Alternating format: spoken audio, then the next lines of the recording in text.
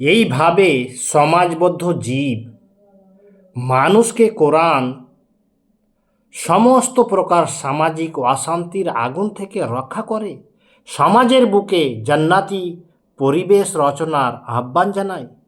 চুরি, ডাকাতি, ছিনতাই, রাহাজানি কোরআনের দৃষ্টিতে হারাম। ঘুষ, জুয়া, মদ্যপান, অশ্লীল নাচ গানের কুপ্রভাব ব্যাখ্যার অপেক্ষা রাখে না।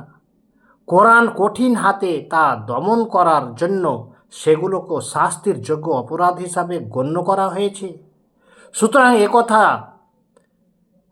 নিষিদ্ধভাবে চিত্তে বলা যায় যে কোরআনই কেবল পারে পৃথিবীর বুকে প্রকৃত মানবীয় সমাজ গঠন করতে।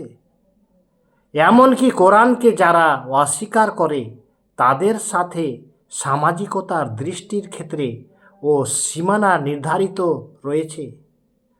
কোরআনের মধ্যে মানবীয় ও নৈতিকতা, ইনসাফ,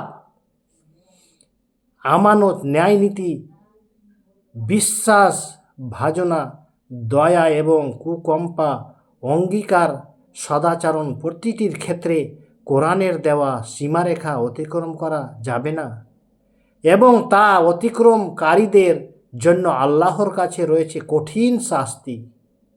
এইভাবে পবিত্র কোরআনের সুশৃঙ্খল সমাজ গঠনের জন্য মানুষকে নির্দেশ দেয় ও গাইড করে।